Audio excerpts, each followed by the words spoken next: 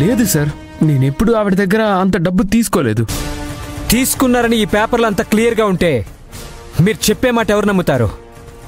పదండి స్టేషన్కి. సార్, నేను నిజంగానే ఏ తప్పు చేయలేదు. నన్ను అనవసరంగా అపార్థం చేసుకుంటున్నారు. సార్, ఒక్కసారి ఆ పేపర్ ఇటు ఇవ్వండి.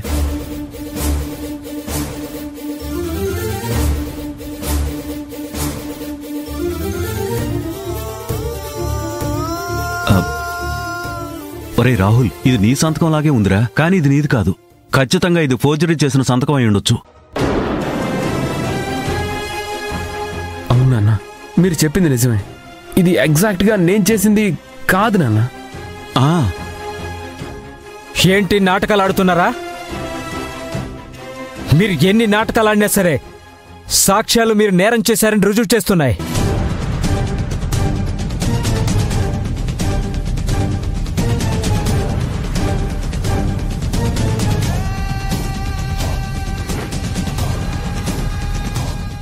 అరే రాహుల్, ఎలా అయితే ఫోర్జరీ సంతకాలతో మన ఆస్తులు అంతస్తులు ఆ కనిష్క లాక్కుందో, అలాంటి ఫోర్జరీ సంతకంతోనే ఇప్పుడు నీ మీద ఒక తప్పుడు కేసు పెట్టాలని చూస్తోంది. ఐరేంద్రి, ఇదేంటి? ఆ కనిష్క అభి అంతు చూస్తానని చెప్పి రాహుల్ని పోలీస్ స్టేషన్ పాలు చేస్తుంది. నాకు కూడా అదే అర్థం కావట్లేదు వదిన. మళ్ళీ మనం తీసిన గోతిలో మనమే పట్టట్టు అవుతుందంటావా ఏంటి?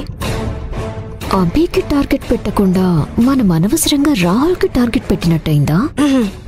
ఏమో ఐరేంద్రి, నాకు కూడా అదే అనిపిస్తుంది. మనం ఇలాంటి పెంట పని చేసామని తెలిస్తే మనల్ని అందరూ ఖచ్చితంగా పాతేస్తారు. నువ్వు సైలెంట్గా ఉండు. చూడండి, మీరు కావాలనుకుంటే కనిష్క గారితో మాట్లాడుకోండి.